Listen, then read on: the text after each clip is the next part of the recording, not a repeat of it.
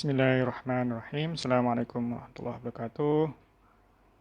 Rekan-rekan mahasiswa, kita jumpa lagi dalam mata kuliah statistika dan probabilitas. Alhamdulillah, kita masuk ke pertemuan ke-14. Semoga semua sehat walafiat, tak kurang suatu apapun. Pertemuan 14 ini kita bahas tentang tes kebaikan dan analisis kontingensi. Tes kebaikan dalam bahasa Inggris adalah goodness of fit test. Kalau ditranslate tes kebaikan dan analisis kontingensi.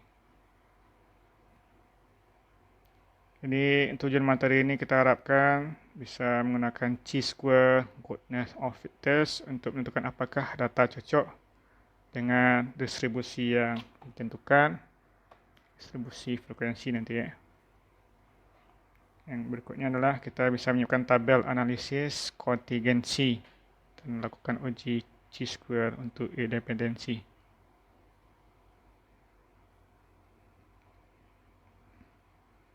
Kita masuk ke chi-square goodness of fit test.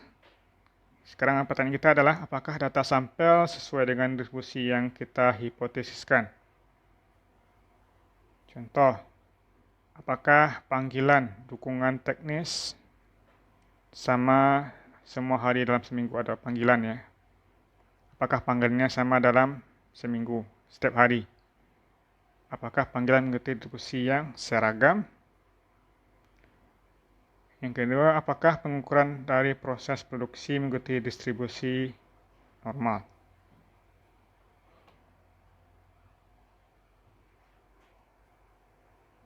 Apakah panggilan dukungan teknis sama di semua hari, setiap hari ya, dalam seminggu?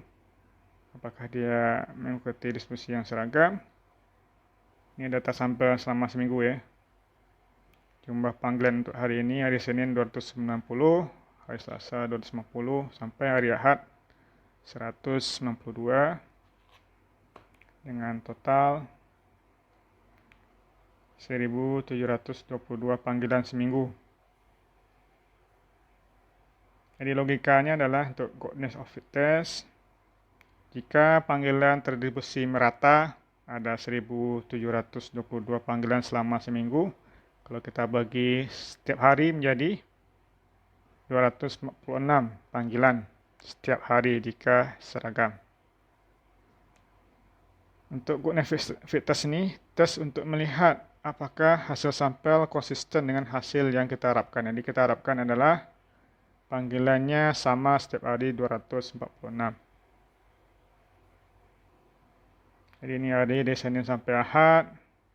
Kita sudah mengamatinya totalnya 1722. Kita mengharapkannya seragam semuanya sepanjang hari 246. Itu yang kita harapkan. Dia mati berbeda, yang kita harapkan seragam 246. Kita gunakan chi-square test statistik. Jadi ada HO, hipotesis 0, dan hipotesis A, alternatif. Hipotesis 0, distribusi panggilan merata selama berhari-hari. Jadi hipotesis awal kita ya. Hipotesis 0 kita, H0 kita, panggilan merata selama berhari-hari selama seminggu. Jadi sama.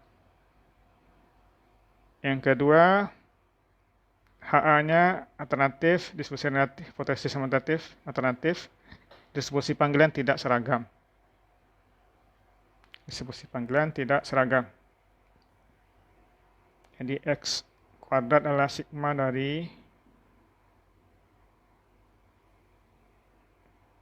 OI ya, dan kurang EI kuadrat per EI. Jadi yang diamati dikurang yang diharapkan, dikuadratkan per frekuensi yang diharapkan. Ini seluruhnya kita jumlahkan ya. Dimana degree of freedom-nya dari bahasanya adalah K dikurang 1.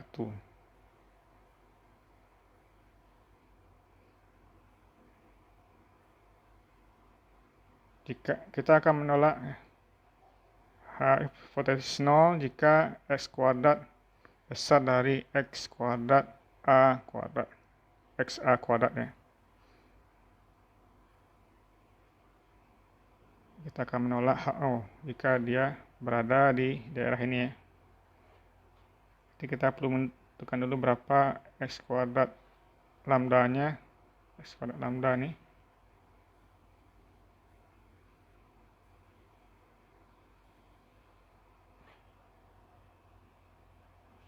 Kita akan cari. Kita cari dulu X kuadratnya. Ini yang kita amati, yang diharapkan. Yang pertama hari Senin, salah. Ini hari kedua yang diamati, yang diharapkan, ya. Kita total adalah 23,05 X kuadrat. Karena kita gunakan 7 hari seminggu, berarti derajat kebebasannya adalah K kurang 1, jadi 6 ya. 6. Jadi kita gunakan 6 derajat kebebasan. Kita masukkan ke distribusinya. Dapatlah X kuadrat 0,5 ya. 12,59. Nanti akan dibaca tabelnya lagi. Untuk distribusi ini dapatlah 12,5916. Jadi kesimpulannya X kuadrat kita dapatkan tadi 23,05 besar dari X kuadrat lambda 12,59. Jadi kita akan menolak hipotesis 0. Jadi kita akan menolak bahwa ada yang beranggapan panggilan merata selama berhari-hari selama seminggu. Jadi kita simpulkan bahwa distribusinya tidak seragam selama seminggu. Distribusinya tidak seragam berarti dia berada di daerah ini. Kita akan berada di daerah tolak HO. Karena X kuadratnya lebih besar dari X kuadrat lambda.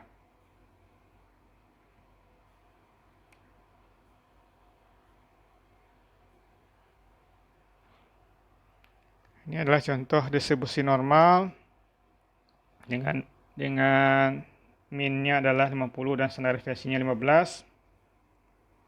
Proses pertama kita dapatkan data sampelnya dulu ya.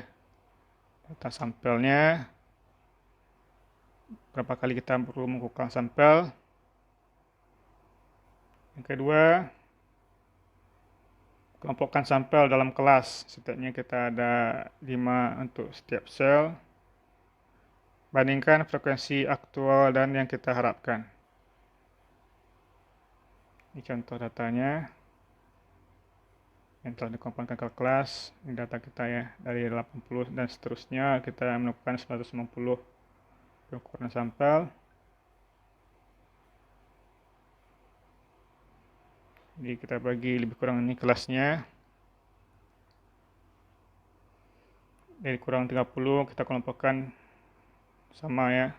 Ini dari 30 tapi kurang 40 ada 21. Dan totalnya seluruhnya karena kita ini frekuensi ya, frekuensi kita mengambil sampelnya lah 150.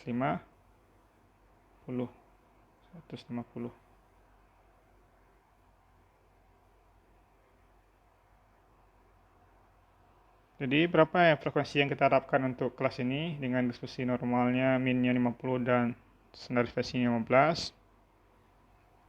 Ini sebuah pertanyaan.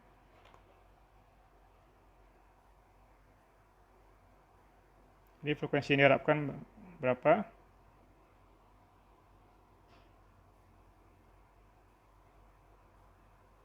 Jadi frekuensi yang diharapkan untuk ukuran sampel 150 ya dari distribusi normal min 50 dan standar deviasi 15. Contohnya adalah kita gunakan PX kurang value ya. PX dengan X nya kecil dari 30, P-nya rumusnya ini tadi. Distribusinya, rumus P-nya adalah 30 dikurang 50 per 15. 50-nya adalah min ya. 15 adalah standar deviasi. 30 adalah nilainya ya. Kurang dari 30. Z-nya adalah kecil dari minus 1,33. Ini nilai P-nya adalah 0,0912.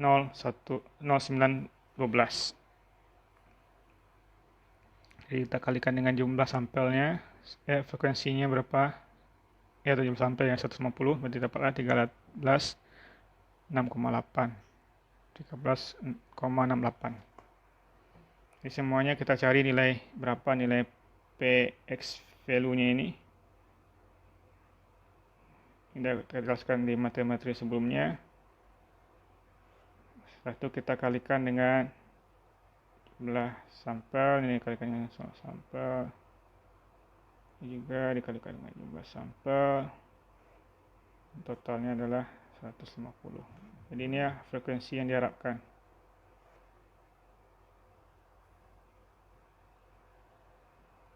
Frekuensi yang kita harapkan.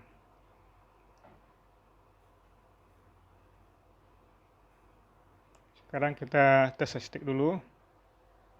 Apakah kita menolak hipotesisnya atau tidak? Ini frekuensi yang telah kita cari tadi ya, dengan PX value tadi, lalu dikali frekuensinya.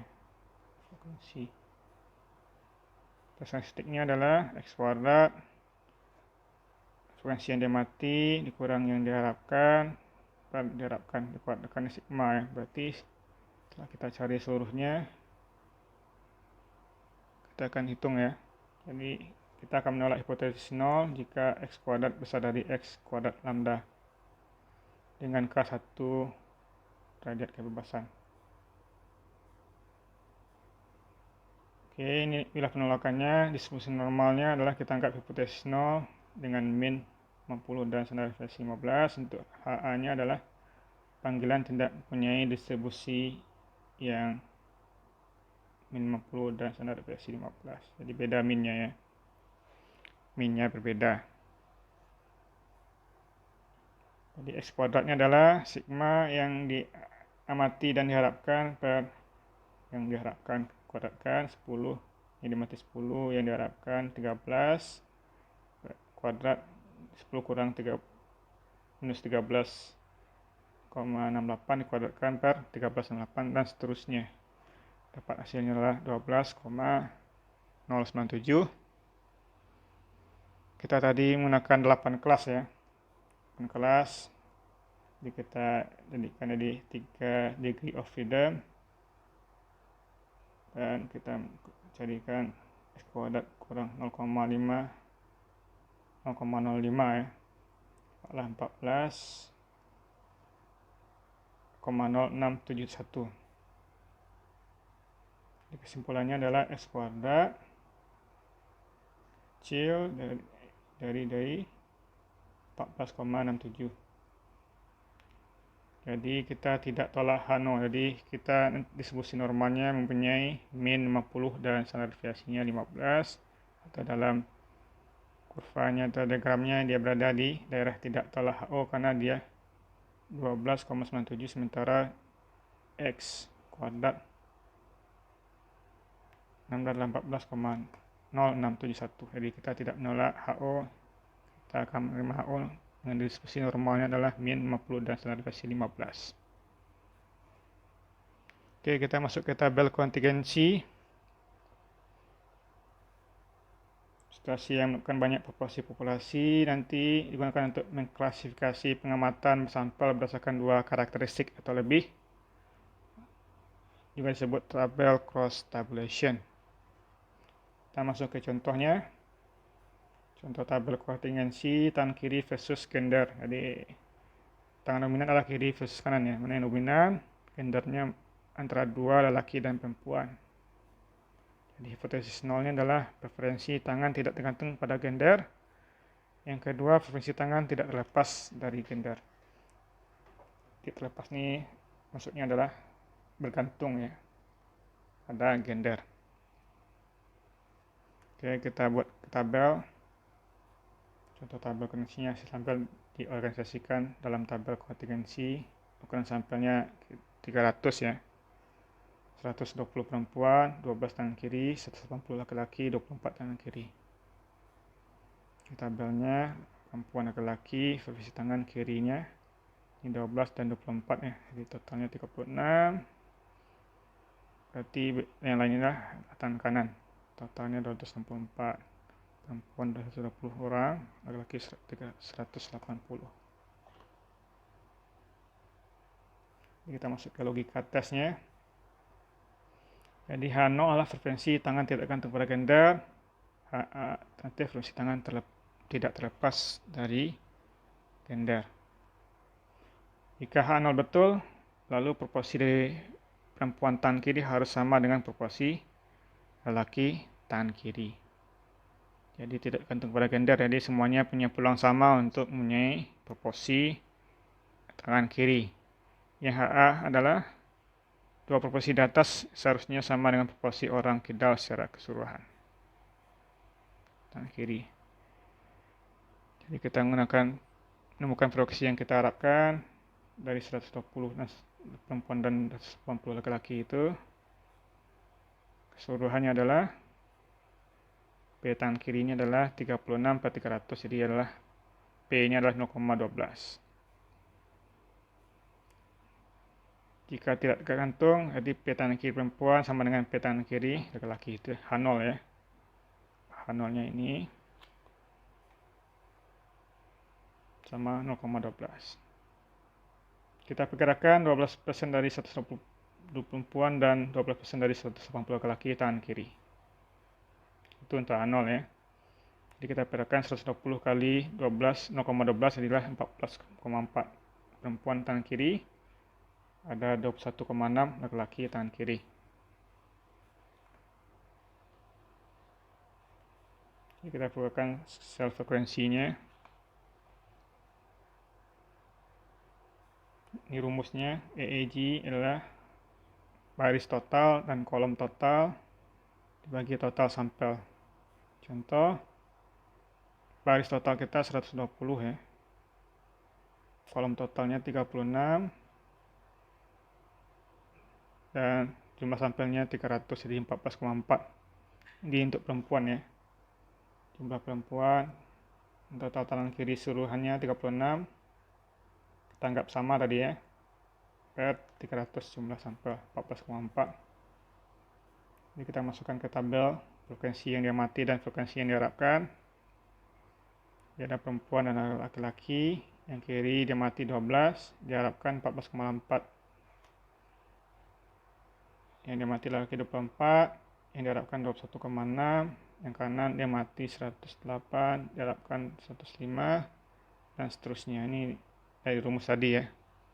Rumus total baris dikali kolom total per jumlah sampel. Ini 36, ini 264.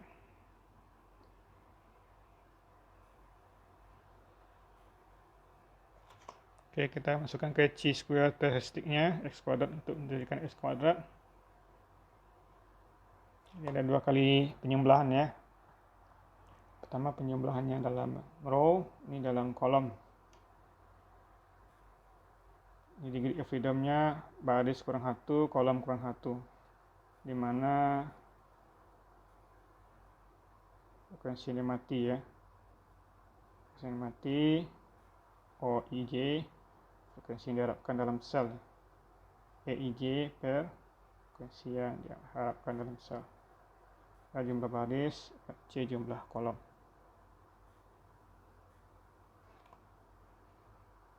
Oke, kita masuk ke tabel tadi ya.